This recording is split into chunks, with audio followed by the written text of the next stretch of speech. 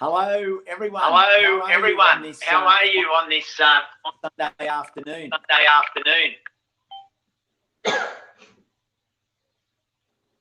I would like to start our session this afternoon from here on a fine Sunday afternoon in Bondi on Gadigal and Biddigal land of the Eora, and I'd like to acknowledge elders past, present. And it's nice that this project that I've been asked to participate in is all about reducing food waste, which in the broadest of senses is about caring for country, because it's about respecting the food that we grow. It's about respecting the land that we grow the food on. And it's about making the most, not only of the produce, but of the water and the energy and the minerals and the human touch that goes into our food. And too much of the water and the minerals and the effort end up in the bin. And Kirsty and David and the project that they're working on are all about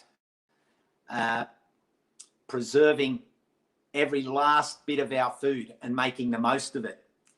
Now, I did want to acknowledge that there was some great contributions already from some of you as far as how you deal with the food that's left in the crisper.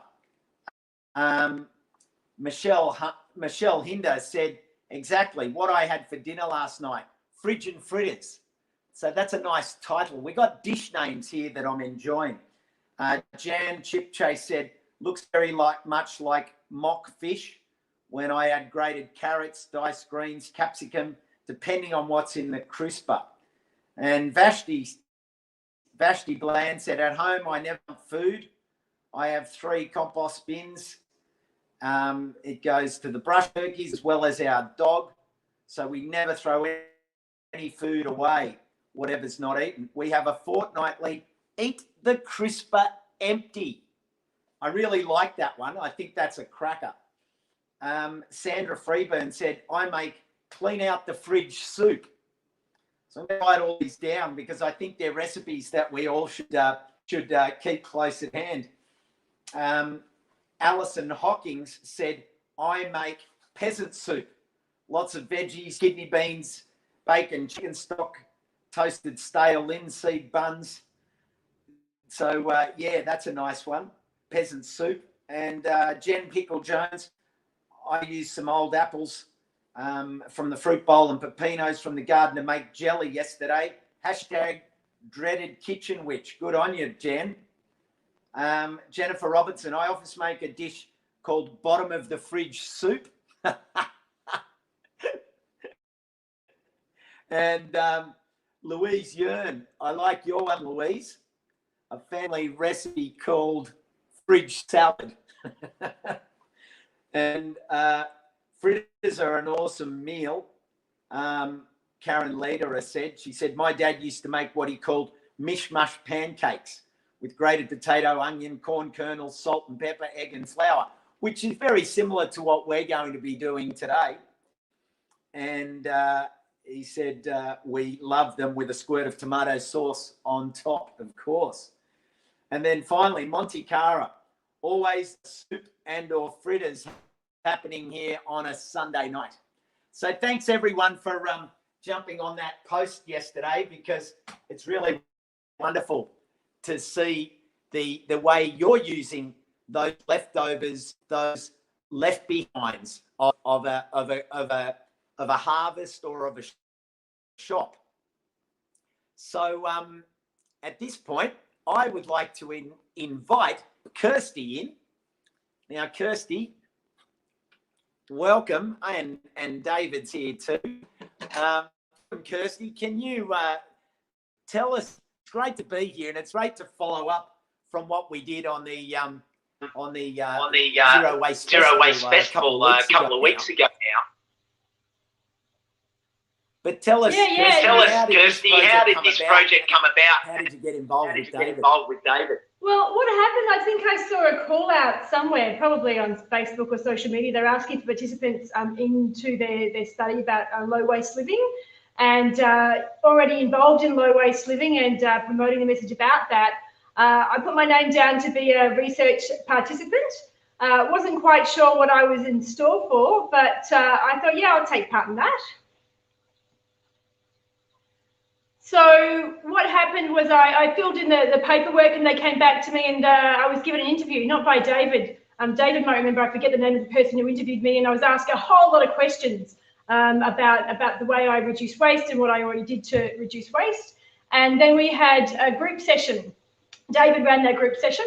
We were quite a small group, actually, and we just had a lot of questions that we had to answer, and we had to come up with a project that we could do to reduce waste. And there are a lot of project ideas, and some were like reducing the food waste or reducing the plastic waste. It was really quite broad. But because I already live a low waste lifestyle, I was starting to struggle to figure out what I could do to actually reduce even more than I already was, that would have a significant impact. And being an environmental educator, and I do a lot about reducing waste, I thought, well, what if I did some sessions that encouraged other people to reduce waste? And it was a bit hard in lockdowns. And then I thought, well, let's do it online. And here we are.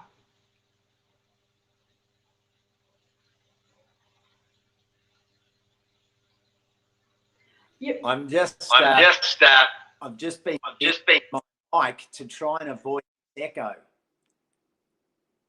But I'm not sure if people can tell us whether they're echo for those who are listening. And I was just going to say a big thanks to Tamara, who's working in the background, that none of you will see. But Tamara, if you can go with us on the horizontal frame, that way we'll see a little bit more in the picture. Because as soon as I move about a quarter of a step, yeah, that's a bit better, or the three of us at the top. But I don't have to be the featured person. So, Kirsty, bring David in, and David, if you can tell us a little bit about the project and how and where it's heading. Yeah, sure. So it's a project over 3 years at Monash University, and this part of the project is really looking to tap into the expertise that exists at the household level. You know, people are living low waste, they're experimenting, they're trying things out, seeing what works, because a lot of people are concerned about waste issues. And that kind of expertise hasn't really been looked at in much depth by policymakers or by academics. So we're really excited to bring just ordinary people who are trying things out because they're worried about, you know, waste, food waste, plastic waste, and to tap into what they've been doing themselves. So the project's just acted as a bit of support, maybe a prompt for people who are interested in sustainability or in these waste issues to try something new. And in Kirsty's case, it's coming on here and with your support, putting some food waste recipes out there. So where we're trying to go with the project, we're hoping to inform some policy making. As I said, what's going on in households hasn't really been put out there before, so we're hoping to capture that and share it with policymakers, and also share it with other people at home. You know, this is what people are doing. They found this bit easy, this bit's a bit trickier, maybe move on to that later. So educating people about what you can do, small steps towards a lower waste future, especially food waste. Ben, and it's fantastic. Now, yeah, it's great. It's great that you can be part of it, and you're pushing yourself into the cooking side of it, out of the research station and into the kitchen, Dave. That's fantastic. Now, Kirsty, the recipe.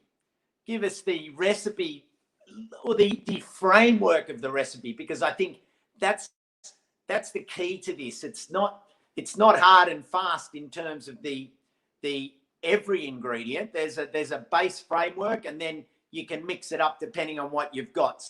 So what are you working with? And then David can tell us what he's working with, and I'll tell you what I've dug out of my crisper, and what I'm going to be working with, because there's a little bit of Manxville here that, well, it's verging on. So it's good to be able to get it into tonight's dinner. When it comes to this, it's really about the first thing to do is just to go into the bottom of your fridge and see what you've got around. And I've got a carrot, a fraction of a carrot. I actually bought it like this. Oops, camera that way. That's like a second carrot that I buy at my organic fruit and veggie store, and I'll often buy them because they're cheaper and why throw them out? They're perfectly fine. I'm only going to grate it anyway. I've got some bits and pieces of cabbage, just the ends of cabbage that haven't been used. Half a capsicum. Bit of spring onion. I've got some corn. There's a story behind this corn, Costa. When I pulled this corn out of the fridge earlier in the week, it was kind of embarrassingly a bit all dry and manky. I don't know if you can see those end bits there. Yeah. Just so they look dry. The whole corn was like that. And I've tried to revive corn like this before by cooking it in lots of water, and it hasn't worked. And I thought, you know what? I'm just going to pop it into some room temperature water and just leave it there. And a few hours later, I thought it wasn't going to work. And then I pushed the bowl aside and forgot about it. And 3 days later, here we are. It's plumped up and juicy again. So I don't want to intentionally get corn that I've got to revive, but it's certainly worth trying if you ever get corn like that, because it seems to have worked so far. And then I've got some parsley from my garden. And the reality is... Sorry? Once it's going into a fritter, you know, it doesn't have to be perfect. I'm going to grill this, but now it's going into a fritter. And then some parsley. I've just got parsley. It grows like a weed in my garden. So that'll be great. And then I'll let the others go through what they've got today. But the base framework I use is 1 egg to a 1/4 cup of flour. And we'll get on to mixing that in a moment. So if I'm going to be making, today I'm going to be making it to feed, you know, my kids later on. So I'm going to be using 4 eggs to 1 cup of flour. And then it'll be about 1/2 to 1 cup of veggies. It doesn't have to be exact at all. So I'll be using around probably 3 or 4 cups of veggies today in this. And the other flexible thing with this recipe is you can use either plain or self-raising flour, just whatever you have on hand. So quite flexible with what you do. All right. Well, David, I'll show you what I've got. I've got some, you know, some spring onions here. Some of them are starting to mank up, so they'll come up nice and give it a good honest flavoursome base. There's half a chilli that I'm going to chop up. I'll go seeds and all just to fire these fritters, get them really pumping. This zucchini, you can see that it's a day away from going over the edge. So nothing that might. This is an heirloom family peeler. You can't get them. I don't know. You've never seen them. I've had it for it's been in the family for 30 years. And it gives the best peel. Like, look at that. Just magnificent. And there's the piece that I don't need that's sort of rotting a little. So that zucchini is living and breathing again like your corn, Kirsty. I got a carrot that lost its head because I started chewing it on the way home.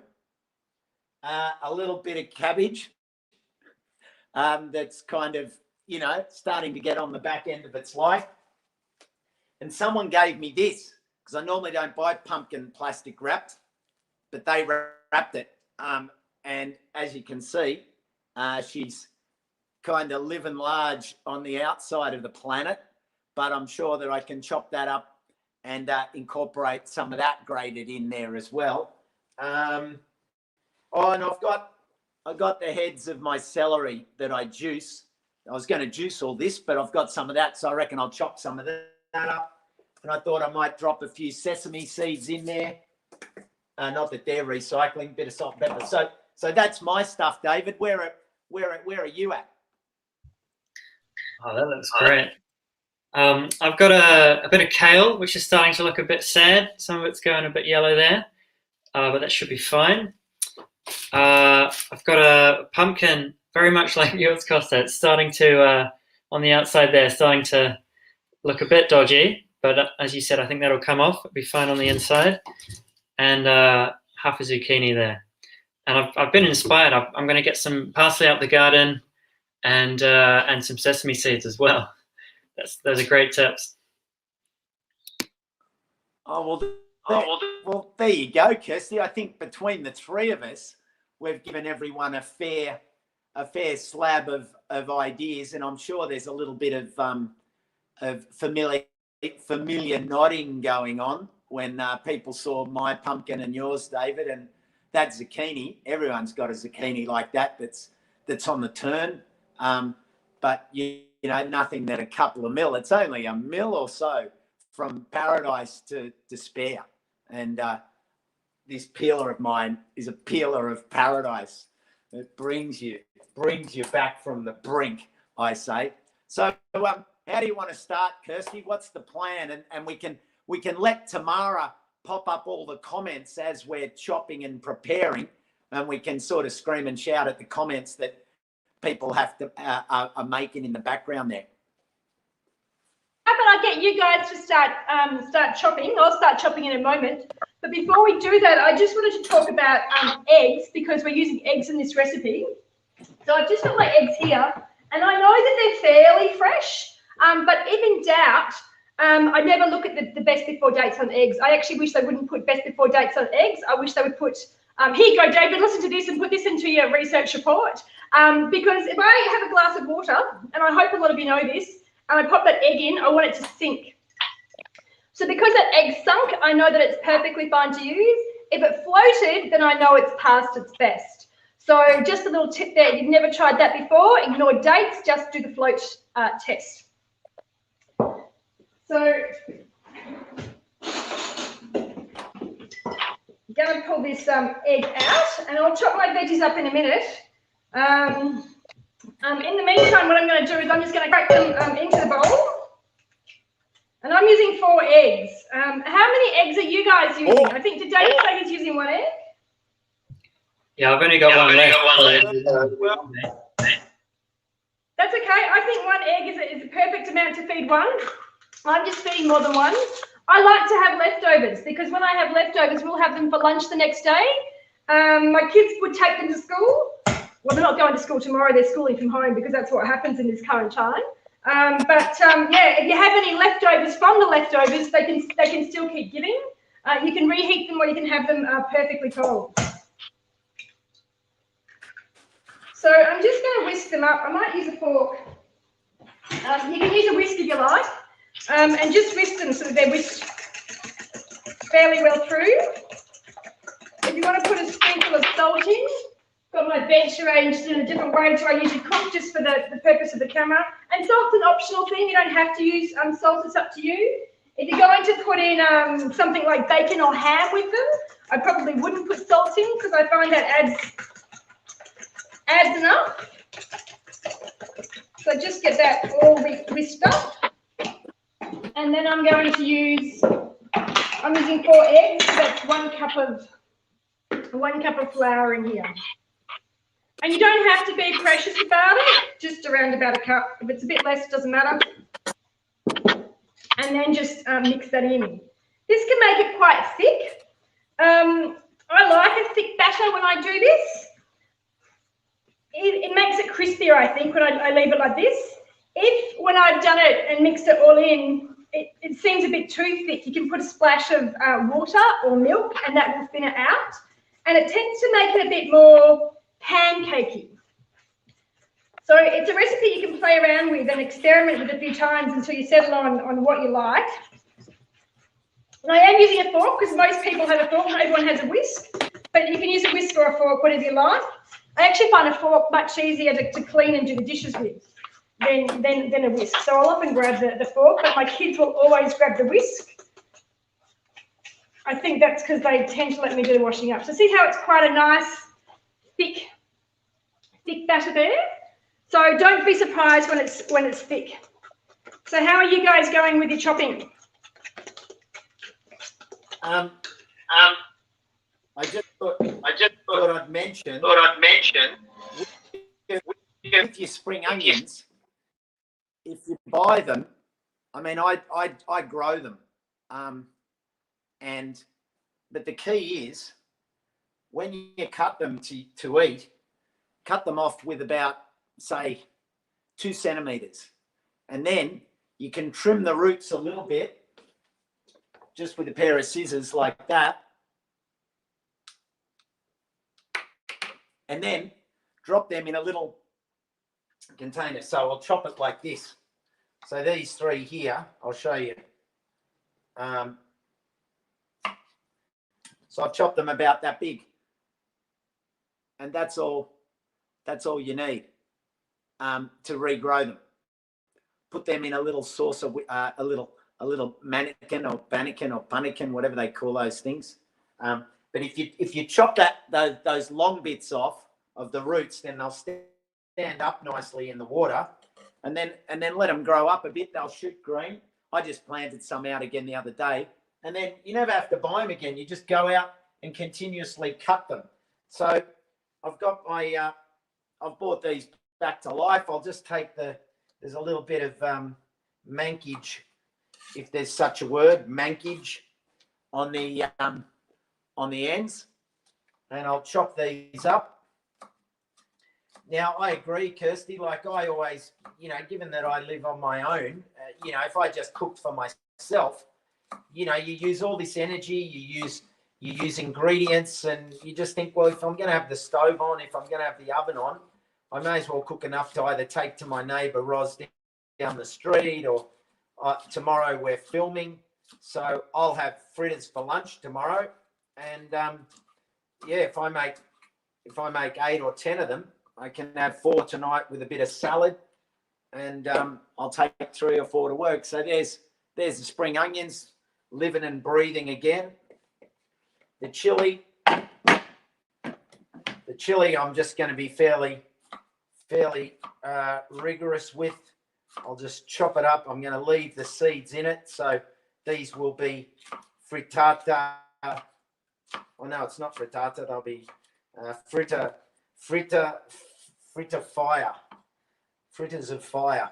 How are you going, Dave? That's where I'm at. And then, so Kirsty, you made your batter, and then you're going to mix it with all the stuff, or was that your mix? Was that your approach? It's much better.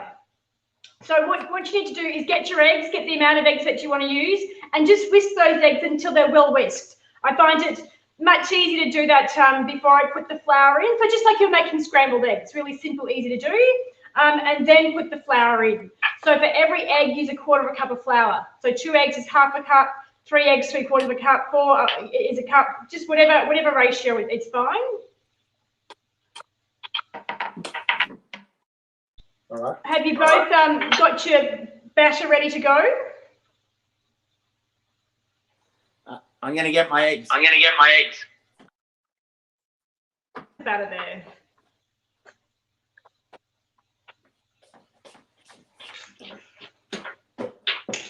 So what I might do now, you don't have to measure, but I will today. I've got to be quite careful because sometimes I can cut up more veggies than I need for this, which isn't a bad thing, but it depends how much I want to cook. So I've got about 1 cup of cabbage. And I should also say, most of us here have quite a range of veggies today, and often that's the case I do. But sometimes I might just do them with pumpkin. It might just be one veggie that I have a lot of. Like if I had, half a pumpkin left over and just wanted something really quick and easy, then that's what I do. And also the other thing I'm going to put in, which I don't think I mentioned before, was cheese. I just happen to have some spare grated cheese. Oh, I nearly forgot my carrot. So I'll put in, it's again, you don't need to measure it, just whack a handful in. And I'm also going to grate up the rest of this carrot, which I almost forgot about. And the type of thing depends. Like some people actually like them to be really jam-packed full of veggies, and I like them jam-packed full of veggies. But you might actually prefer them to be a bit more pancakey, so you might have less veggies. So it's totally flexible.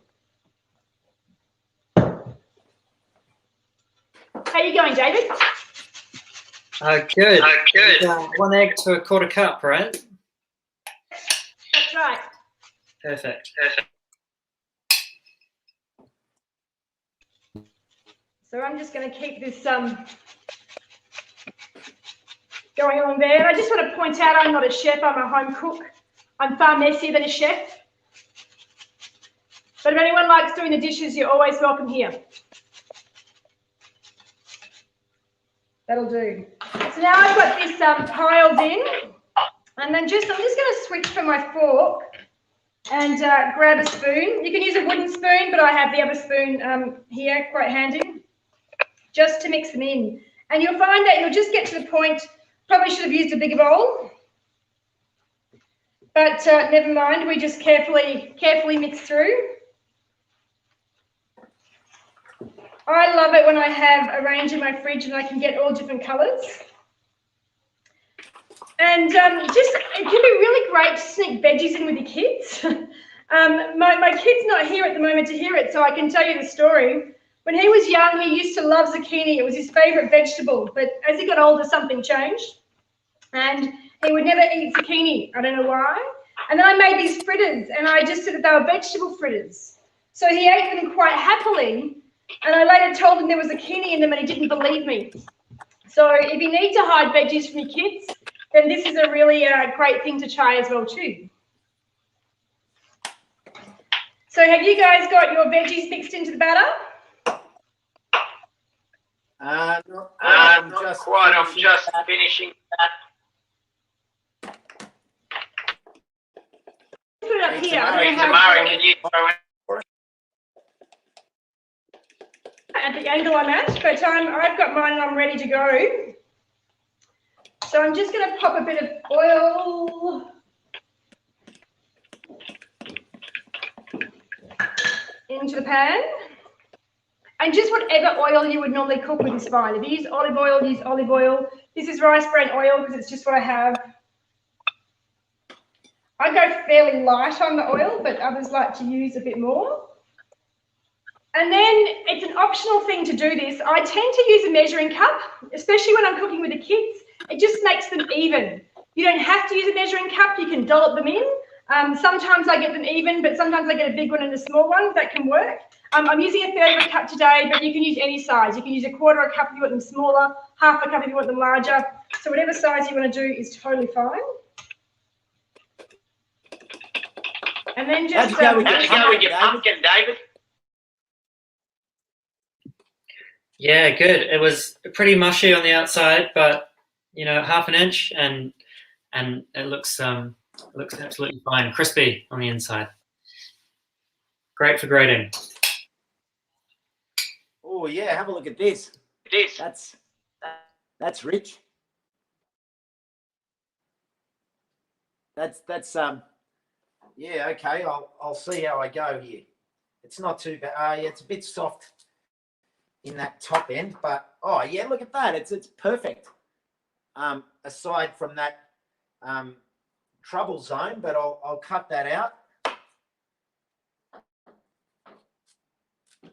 The other thing you can do with pumpkin, if you use the pumpkin today, that's great. Or if you think you'll use it, tomorrow as well too. But if you think I've got this pumpkin and it's left over, there are a couple of things you can do with it to extend the life of it. You can grate the whole lot up and pop it into the freezer, or you can cut it into pieces and put it into the freezer. So I will think about what I'm going to do with it. If I'm going to make a soup or something, you can do a whole piece of soup. But if you have to pull it out grated, then you can use it grated. You can pop it into the oven and roast it. So you can actually save them and extend the life. If you can do it before it gets that moldy bit, that would be ideal. But just think about it. If I'm not going to use it all today and it's at that point, you don't have much time left. So that's just something you can do. And what I like when it's done like that, if I'm making a soup or something, it just means I can go into my freezer and just get out whatever I get out. It makes my life really easier in the future. How are you guys going? It's hard to Break your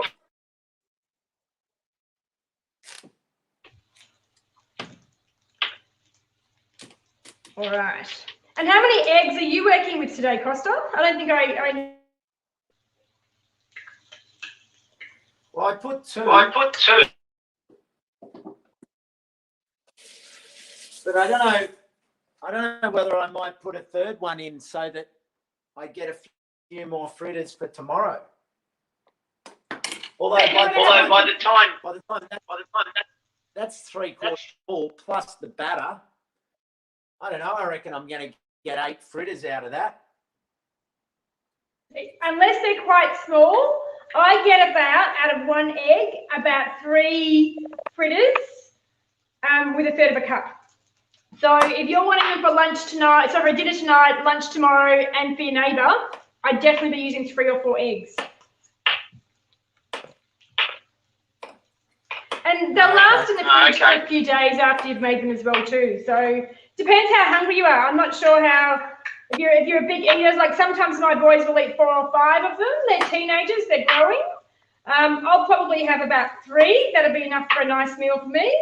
But depends if you bulk it up with salad or something else to go on the side.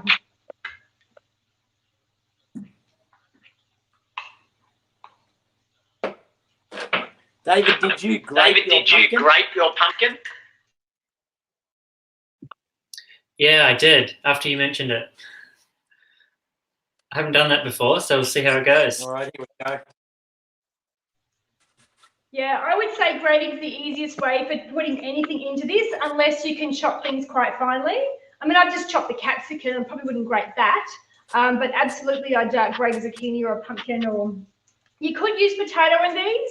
I typically don't, usually because when I cook potato, I cook a whole potato and I wouldn't have that as a leftover. But if you had a potato and you didn't know what to do with it, yeah, you absolutely could have potato in here too.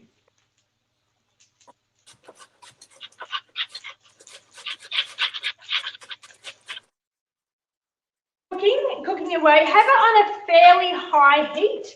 I like this electric fry pan here, just we happen to have it. And I can fit 6 in here at one time. The smaller pans on the stove, not as many. But just cook it for a few minutes, and then when you think it's close to being done, look underneath and see if it's ready to turn. I don't think we're quite ready yet. Oh, maybe we are. No, a bit light in colour, hard to lift, so I'll just give another minute or 2.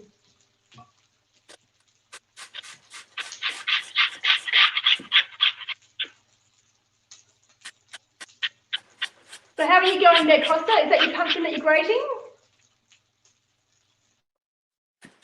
Yeah, I had a fairly big piece of pumpkin. It's puffing me out.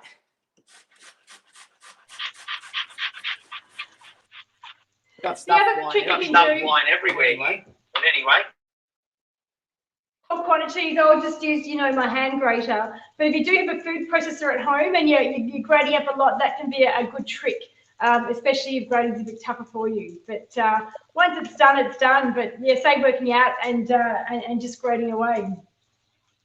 So I'm not sure if I pointed out before, when I do put the mixture in, it's good to flatten them down a bit. Just makes it easier when you turn them to keep them flat. Otherwise, the other side, it'll still cook, but you won't get that same evenness of colour going through. So if you flatten them down just with your egg flip or spatula or whatever you've got, you'll be right.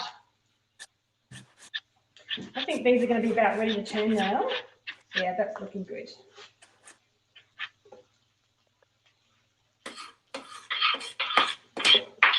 And look, the other thing you can do if you're doing these, say you had a bit of tomato, you probably could put tomato in here if you want, but if you've got some extra spare tomatoes, you can just sort of cut them in half or in smaller pieces and pop them into the oven, dry them out, reduce them down a bit and use them as a topping.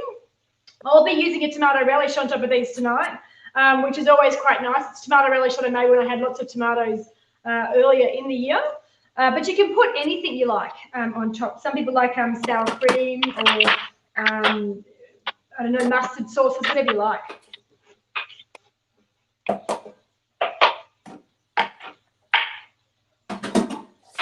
How are you going there, David? Looks like you're over on the stove top now. Yeah, they're sizzling away. They smell nice, so it's promising. When they smell good, you always know you're onto a good thing. I think that whenever you smell something cooking, it's the easiest way to get kids or the rest of your family to come along and join you for that meal. And how are you going there, Costa? What are you up to? He's jumped out of view. He's probably at the stove top. Well, I think I've put my extra egg in and extra flour, and now I'm mixing that up. Now, I don't know whether you noticed, some of the viewers may have noticed me sneaking in some added ingredients, but in the tradition of my grandmother, she would always sneak a bit of cinnamon. That was a signature flavour of hers, a bit of cinnamon and turmeric.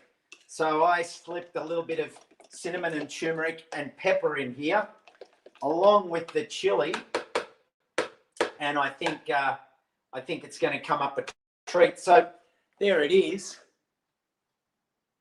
which is looking nice. It's got a good or is that too runny? The turmeric giving it, no, it's fine. The orangey colour. Yeah. Yeah, that's a lovely colour. Yeah, I think I might be trying some turmeric next time. That'd be a really nice addition in the cinnamon too. I've never would have thought to put cinnamon in. I'm curious to know what it tastes like when you try them in the end. I've my grandmother used to put in the macaroni pie and all those things. So I sort of grew up with those flavours. So I love adding it to my cooking. I can't help myself. I'm sort of addicted to the stuff. But yeah, we'll see what they taste like. I'll give you a try in a minute once I get the oil on. Yeah, and make sure it's hot. When you put it in a hotter pan, it always cooks much better. Don't try and put it into a cold pan. It'll take longer to cook and could end up being a little bit rubbery. Still quite edible, but the hotter the pan, the better with these. A really hot pan works quite well.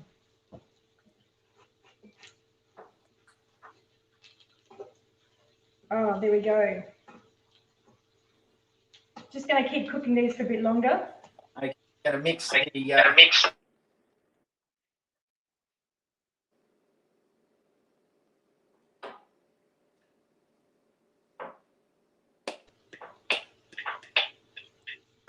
Were you saying something, Costa? I'm just mixing the fritter, the mix in with all the ingredients now, so I feel like I'm getting somewhere.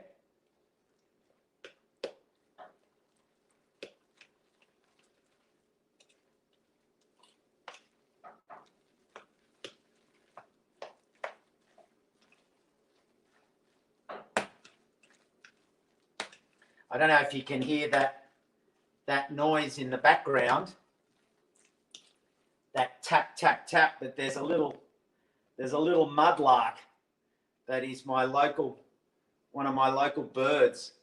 And it's that time of the year where he's working very hard to keep his partner happy and to protect his turf from any potential suitors.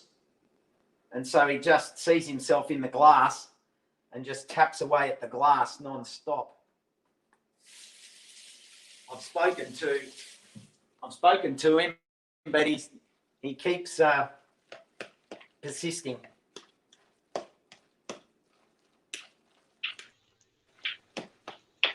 All right, there's my. I'm pretty happy with that. Excellent. So long as it's fairly evenly coated, it'll work. What do you reckon? You reckon?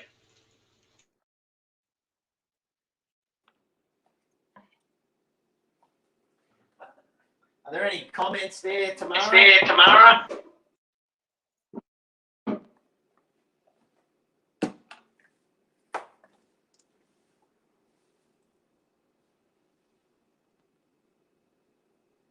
I have a request for you guys. Turmeric and yeah, they're both very good for you. Yeah, I think that was the secret of my grandparents. They used to use that a lot. Request here, Costa. Somebody wants you and David and I to help in our autism unit with a cooking class. Well, there you go. We never predicted that would happen. We've got a special request. Oh, really? Really? I don't No. help, but you're welcome to send me a message and we can chat. fantastic. Oh, fantastic. Just make space.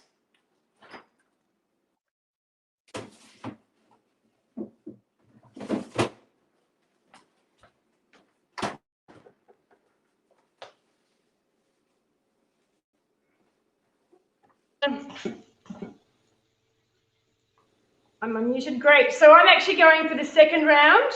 Having 4 eggs, it takes a couple of rounds to go through with these. I'll probably get another 4 or 5. Won't quite get 6. But these are something you could have a bit of fun with as well too. If you made them a smaller size, you could have them as like a nibble food, like for if you were having a party or people over, just for a bite-sized finger food. I'd use maybe about a heaped tablespoon for that. Probably wouldn't chuck as many veggies in, or I'd make sure it's really finely chopped or grated. So I've got 4 more coming through, and then I've got a little bit left, which won't be a full one. So I'll just put a little bit extra and make them a touch bigger. They don't have to be perfectly even. It's not a fancy 5-star restaurant in this house. You just eat it as it comes. But they won't be too different in size. I'm just going to I really don't like waste. So I'll just get my spatula here and just scrape the last bit out. Because what's the point of rinsing that and putting it down the sink? Scrappy there. So we'll just get the last little bits out.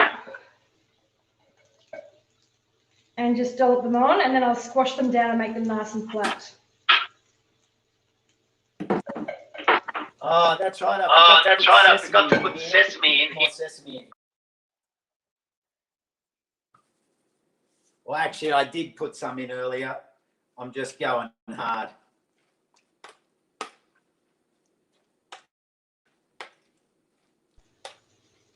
How much are you putting in, Costa? How much sesame? Oh, it was a very serious methodology called the shake. I think that's a pretty good measurement. It always works a treat. You can't go wrong with 1 or 2 shakes, can you? No, not at all. Not at all. Now, my oil's boiling. So did you just drop them in? Did you shape them at all, or is it nice to leave the bits hanging out so they get crispy on the pointy bits? I don't get perfect about them. When my sister makes them, she makes these amazing, like perfect round ones. I don't know how. I actually don't know how she does that. Mine are a few little bit, like that's a bit of an odd shaped one. I've always got to check the camera there. This one's fairly round, so don't get fussy unless you want to get fussy. I can use that too.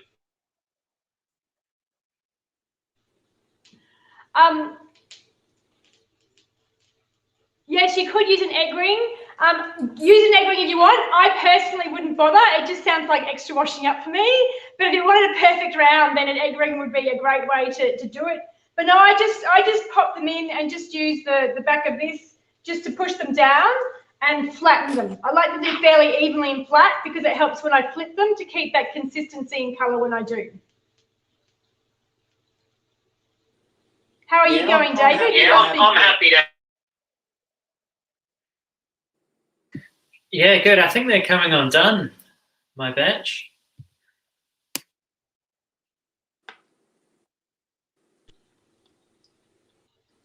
It's quite easy to tell when they're done. Just so long as they've got like a lovely golden colour, you can consider that to be done. Oh, yours look great, Costa. I can see them there sizzling away. Really, really lovely colours coming through in what you've got in your pan there. Yeah, I'm pretty happy. Yeah, I'm pretty happy. That's 4. That's 4. I reckon I'm going to get 12 out of this.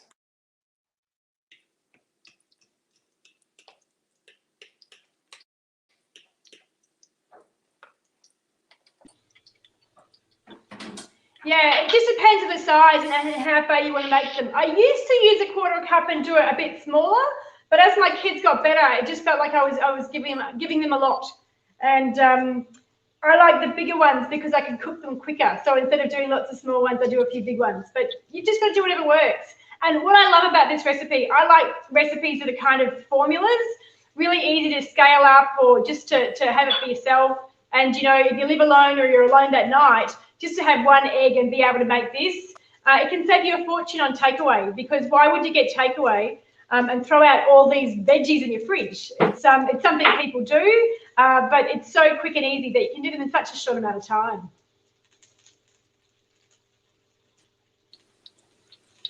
So are yours out of the pan, David? Can I just say thank you for watching? I'm with you, but I haven't been able to manage the comments. They haven't been coming through, and so yeah, I'll have to have a closer look at your comments tonight. But yeah, I hope you're enjoying this, and it's wonderful. It's wonderful to be able to support David's project. And I think the thing that struck me most about what David said was that this project is for 3 years. And I think that's a really wonderful thing when we're getting projects with that sort of time frame.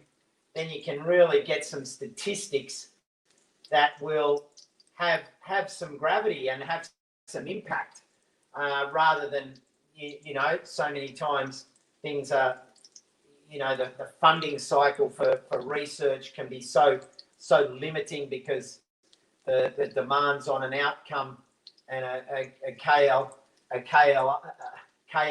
is like, oh, we've got to know about it in 6 months or something like that. I mean, what David's embarking on and what the intent here, the consequences and the ramifications are really big, because if we're saving food, we're saving water, and if we're saving water, we're saving minerals and soil, and if we're using our soil and our resources better, then it's not costing us the earth to be here.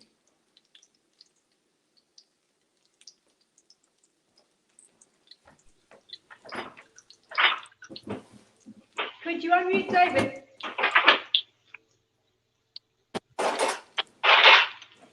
What was that, Kirsty? Something to say after Costa's what Costa just said. Oh, sure. Yeah. Yeah, look, it is a big project, and we're excited about having that funding to really dig into what's going on and how we can give some information to support some positive change as far as waste goes in Australia. Yeah. Oh, those look delicious, Costa. Look, I got what I wanted, David. I wanted that real tentacle, little sort of crisp coconut edges, and I think it's worked because I didn't tamp them down, and I didn't. I just let them fall and go that way. So yeah, I'm happy. Yeah, they look a bit heartier than mine.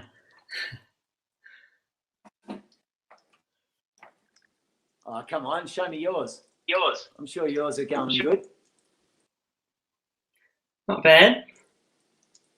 But yours Oh, they look all a right. bit thick.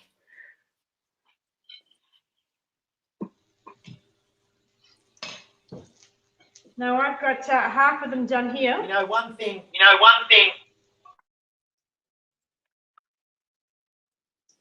One thing I learnt from a chef, and I'm sort of applying it to this cook as well, is don't often when we're cooking we want to keep touching and keep pushing and prodding and poking and getting impatient and wanting things to happen, but because I didn't push these, I didn't force all those little tendrils into one round coagulation, and so I got my little aerial. So I'm happy. I'm happy with that. I'll let them go a bit longer, and I'll put the next few on.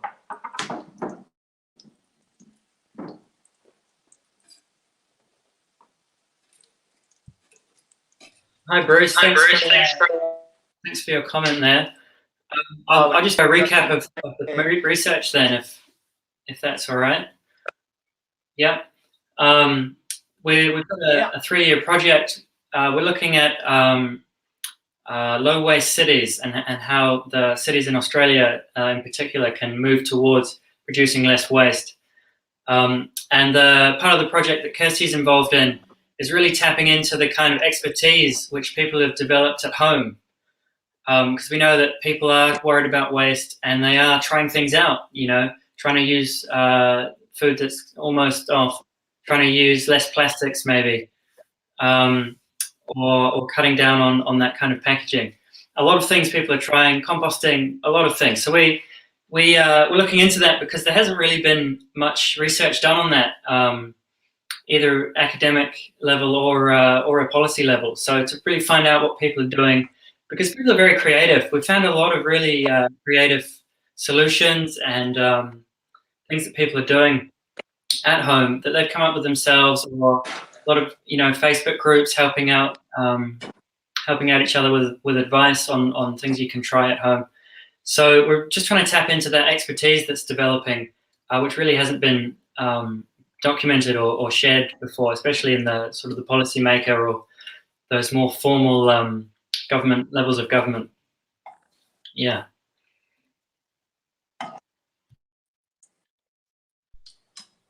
Yeah, that's fantastic. That's fantastic. So is there a particular direction as far as where you intend to target the research, like who you intend to push it out to? Yeah, look, the target really is policymakers, local government, state governments, as well. Kirsty mentioned she was involved already in a discussion workshop. So we've got another couple of those coming up in this project, which I hope Kirsty will be able to attend. And the third one of those, we're hoping to bring policymakers along and get a bit of dialogue going there about things that people are doing, how councils or local government or state governments can support those things, or maybe there's things that are getting in the way of people managing their waste better at home, and things that those governments could change. So we're really hoping to see some change just from that kind of discussion, people's lived experience. What they're finding day to day is important as far as waste goes, and getting that into some policy. That's what we're really hoping for.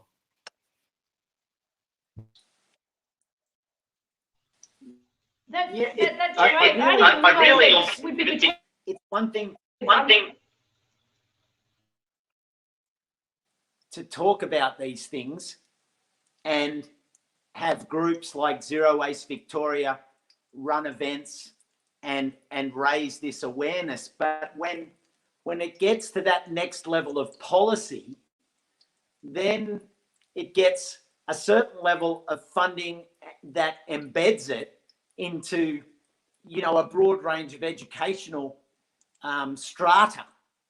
And that's, to my ear, that sort of then really not only reinforces, but it supports the work that, Love Food, Hate Waste up here in New South Wales, or Zero Waste Victoria down there, or Zero Waste Home, all those different people that are doing these things. When your research manifests its way up the chain, then it has even more chance of being embedded at the ground level, even though it's being grown in the ground level, let's say, because these are all old homeschool methodologies that were done by people that lived, without the convenience that our society has these days. We have such an incredible, it's almost an arrogance of riches, in the sense that we can get everything when we want, whereas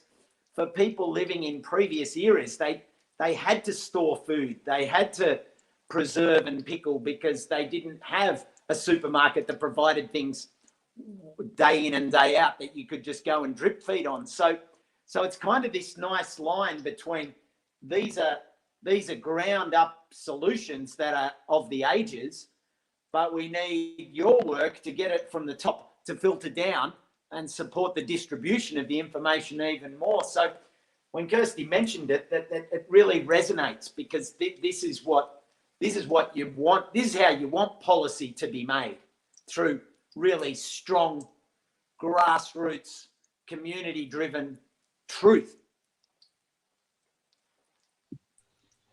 Yeah, that's very well.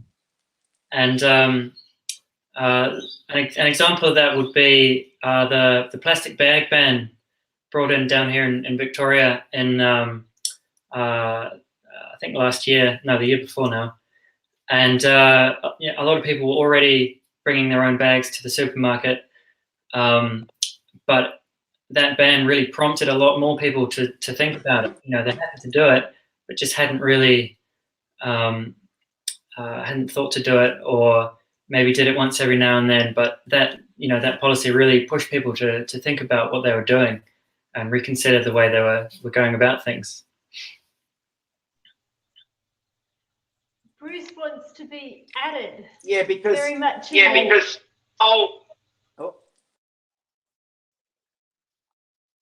Sorry, Kirsty. I was just reading a comment. Bruce was asking David Reynolds, please do add me. I'm not sure what that means. I'm guessing he wants to be part of the research. I'm not sure if it's too late for more people, or quite what you might look at the comments later on. But he said he's very much in the field of reduce, reuse and recycle, compost, worm farming, sustainability, environment. I would love to chat further. Good on you, Bruce. It sounds like you're doing some great things. I also saw a comment before where a few people cooking along with us, and they're actually cooking with us. They've got carrots and zucchinis and making all sorts of things. We'd love to see your photos. So if you can pop your photos in the comments below, we'll certainly be excited about that. We might share some photos in the stories or something like that. And perhaps we'll pass them on to David, and you might make his research paper look a little bit more interesting.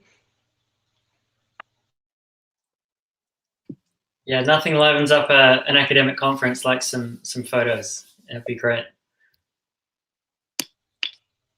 I'm sure they don't get too many photos of fritters or food that are cooked, but I don't do things by the book, because I probably haven't read that book.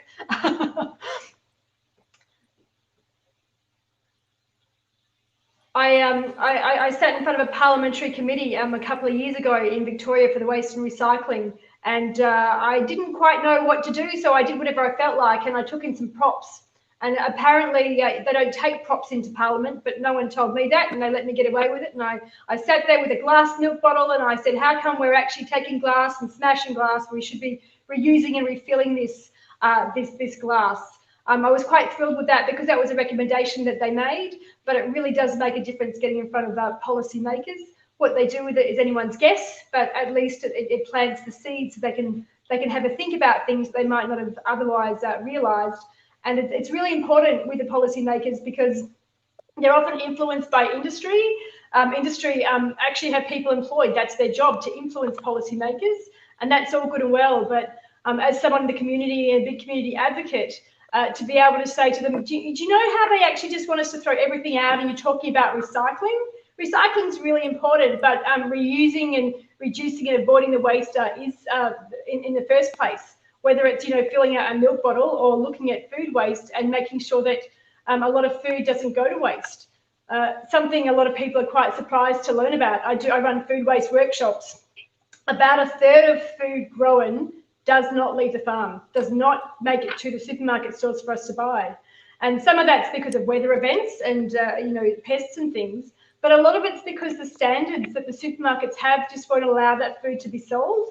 The carrot's a bit bendy or out of shape, and they've started to catch on and change it, and now you can get like food that's second. But I can tell you, when we get the out of shape carrots, the kids in the school garden, they fight over who's going to eat the carrot that's got 3 prongs coming out of it. So it's crazy. I'm sure Costa's seen a few wonky carrots in his time. Yeah, it's interesting what you say there, Kirsty, and it follows on to what you were saying, David, and what I mentioned about the importance of the research becoming the policy. Because you look at the work that say Craig Rucastle did around you know, the amount of bananas that get thrown out because, you know, they don't fit the 11 centimetre ring or whatever the standard is, and the amount of lemons that are too big or oranges that are too big, and so on. And you know what Craig does is, you know, that sort of generates that community awareness, you know, in a period of time. But then it's the research and the solidification of those facts and those realities that then keep organisations on the rack. They can't just let it roll through the news feed and go, yeah, don't worry, people won't worry about this within a week or two. Let's just, you know, ride this out. And it is one good thing that he's continued to do with his work. But ultimately, you getting policy in, it's very hard to remove policy. It's a lot harder to remove it than it is to it's as hard to remove it as it is to make it, if not the other way. You know, it's so hard to get it over the line. But then once it's in, you can't just get rid of it. And I think you know, this kind of work that you're doing, I can't stress how important it is. That's good to hear. We've got a comment from Bruce. He says, if you look at the mega factories doco on Coke, good old Coke, don't buy the stuff. In Italy, they take back, wash and reuse the glass bottles, shred, melt and remold the plastic and aluminium, because it really is, it's in law, legislation. Yeah, it is. It does help when things are legislated. It means that things have to be done, but it's about getting that legislation in place. And a really good way to get legislation in place is to tell the government that as consumers, that's what we want. We're the community, and we do want to have that in place. We do want to see things recycled, and we do want to see things reused. Yvonne's saying here, we've got a cooking class with our students every fortnight. I should have my glasses on to read these things. And they've got the food and the tech teacher engaged with the cooking lesson. We'd love you to be involved in online cooking. But I'm going to get a message about it. Okay, I'll look out to my message, Yvonne. Thank you. And Peter said, Craig's war on waste, a huge wake-up call for everyone. Yeah, absolutely was a huge wake-up call. I knew a lot of things about waste, but I knew that when I saw those piles of bananas, quite shocking. There's a lot of ways you can reduce waste with bananas, and if we can twist Costa's arm, perhaps we could do a session on what we can do with using bananas when they're past their best. I've got a few that, where's my bowl? I've moved it.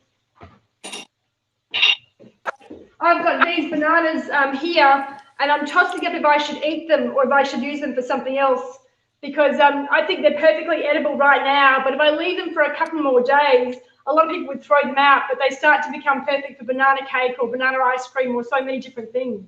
But food waste is in the eye of the beholder.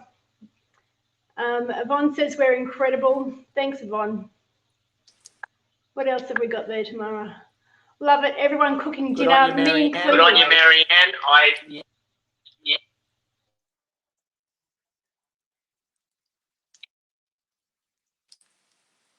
Yeah, Karen, I agree, and I think when David's work mandates it as policy, then policy runs through curriculum.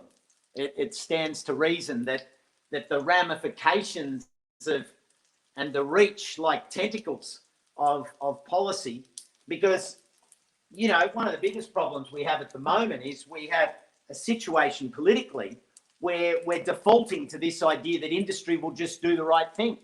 And the reality of that, well, I don't need to explain, because industry does what industry wants to make a dollar. And it doesn't, unless there's pressure from top down and bottom up, unless people are are rattling the cage below, and unless policy is happening from the top, well, then it will just ebb and flow according to what works for industry bottom line. And sometimes you need to tweak the control levers to make industry adapt profit lines to what's profitable, real-term impact on the environment. And we shouldn't always be defaulting that cost, paying that cost forward to the environment, which is a cost that the next generation will be paying for.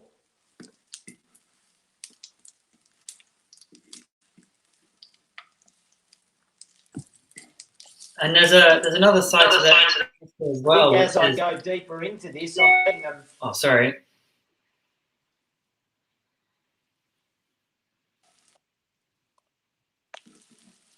I'm letting them burn a bit more. They just come up with more colour, see? But anyway, go on, David.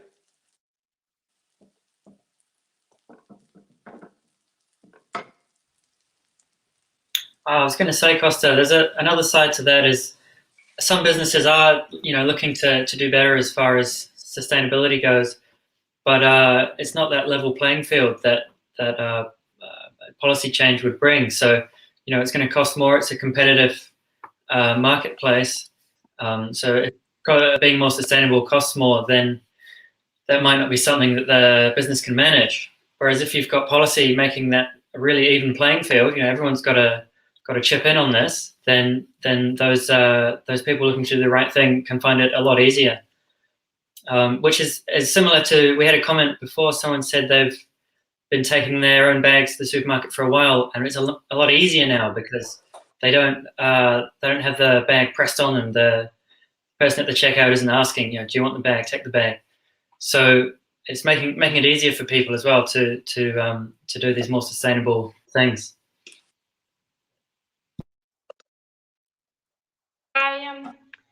I think sustainability, it's actually becoming more normalised, and it should be normalised in the first place. Who would have thought that something like doing good things for the planet and just valuing resources had to be normalised? But there was a lot of noise, a lot of hot air and noise when the plastic bag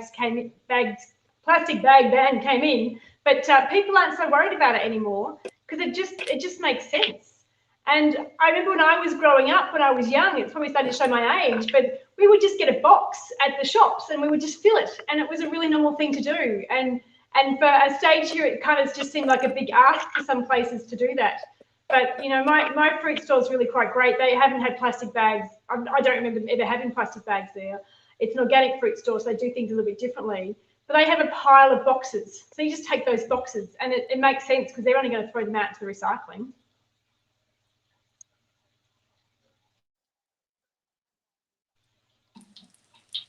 How are you going there, Costa? Me. Feels like you've been here. I'm down to my last two. I'm down to my last two.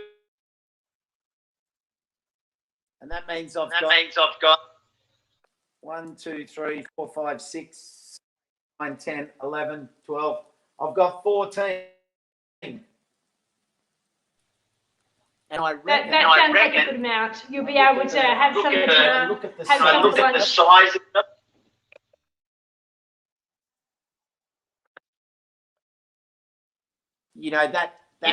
is kind of good. So that was 3 eggs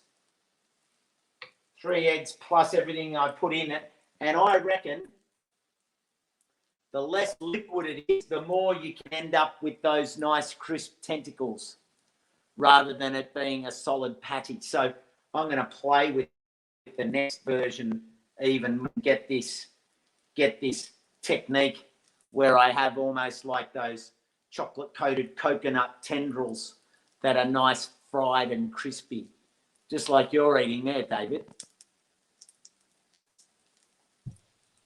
Yeah, I've got the one. They're pretty Moorish.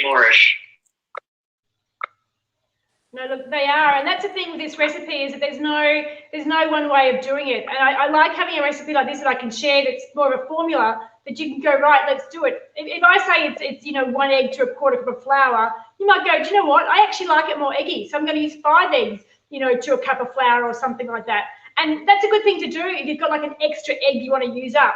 It's so flexible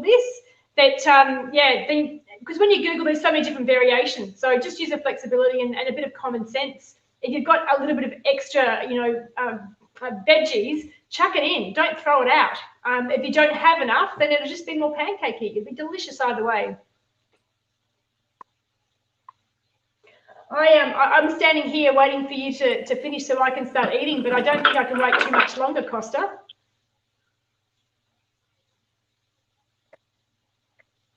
Okay, that's it. I'll just turn these ones over in due course. That one's ready, and my last two.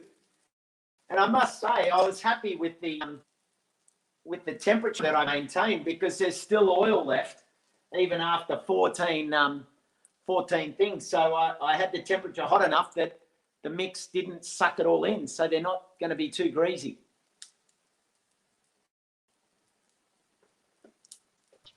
Yeah, this is something. Yeah, you're right. You just need a small amount of oil, and it'll go a long way. It's you don't want greasy fritters, but you shouldn't. If you do find they're a bit greasy, then just get them out and sort of dry it on a towel. But I tend not to do that because I just use minimal oil. But I'm going to get some of mine here. I think I'm going to have them. I won't eat 4 tonight, but I'm going to put some relish on top. You don't have to have anything on top with them. I just like having relish on top. Are you eating yours already, David? Yeah, I'm having a nibble. Yeah.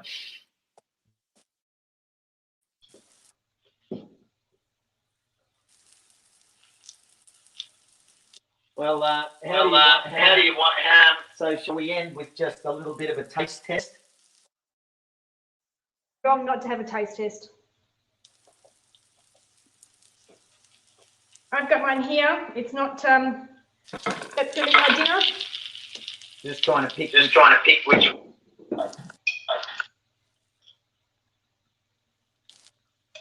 I think I'll have an early dinner because why wait?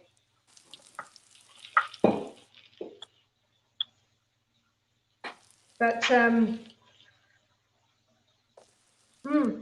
really like them with corn because corn adds an extra bit of crunch to it. And I can say, for those who have just jumped in and didn't see the start, I revived some corn. So go back and watch it if you do. The corn was a bit like wrinkly and I put it into some water for a couple of days because I forgot about it and it's just come back to life. And there's a really lovely crunch from the corn. Corn can add a sweetness. I usually use fresh veggies that I've got in the fridge. But if you didn't have veggies in the fridge and you happen to have a tin of corn or a tin of something, then you could use that perfectly fine as well too. So it's really limited by your imagination of what you've got as to what you can have in something like this. How are yours, David? Very good. Very good. I've just put a bit of avocado on top. See how that goes. Yeah, I was not sure how the kale was going to go because it's quite a strong sort of flavour, but I think you could put anything in this batter and it would come out nice. Yeah, it's good.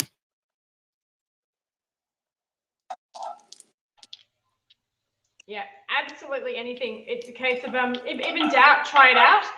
If it doesn't work that well, it will still be edible, but you just may not do it again next time. There's just really no limits to that, and there would be hundreds and thousands of combinations. I'm sure if everyone told us what they tried, there'd be so many different variations.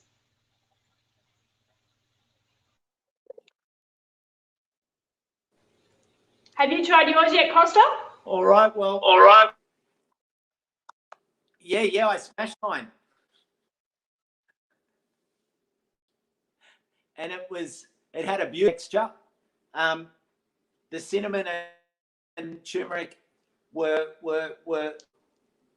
tapping away in the back. Chili, they weren't particularly hot, even though I put that whole half chili in. It mustn't have been that hot, even with seeds. So I just got a nice a nice warmth, but not really over spicy.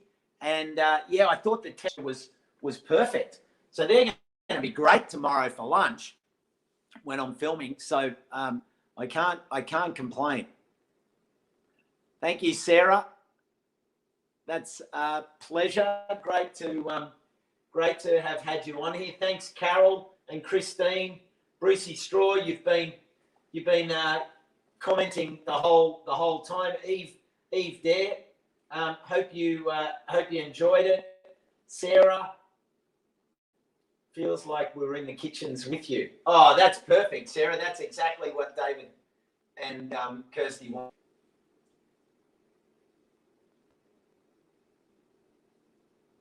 The cinnamon is the best. Yeah, it's. I'm a fan.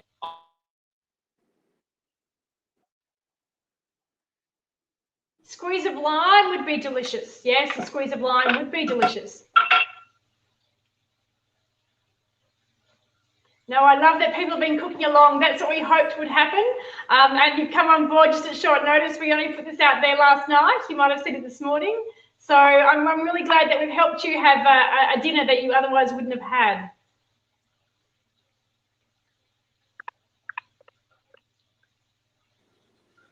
Yeah, good on you. Yeah, good on you. For everyone who cooked along. That's fantastic. Was a lot of day.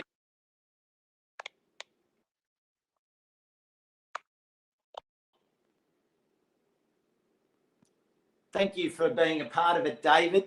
I really look forward to following along with this project with you through its course, and keep everyone that's been a part of today connected with what's going on through you and Kirsty, and continue to share these ideas so that we can, build this in as something that we just do, as not just habit but culture. And you're going to go a long way to helping get that awareness and responsibility embedded in from the top down with policy. So really exciting to hear what you're up to. Do you want to say a final word, and then we'll pass over to Kirsty?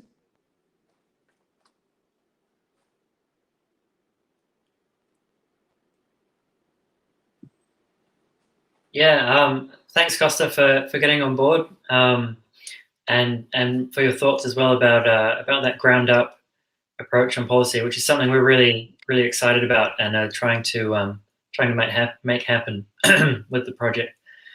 Yeah, so thanks again.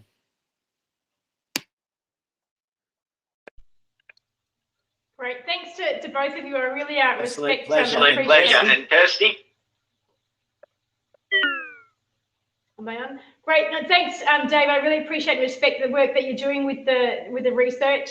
My project goes on for 6 weeks. This is the first of it. We're doing different things each week. I'm hoping we can get Costa back on, and we might cook something different for you next week.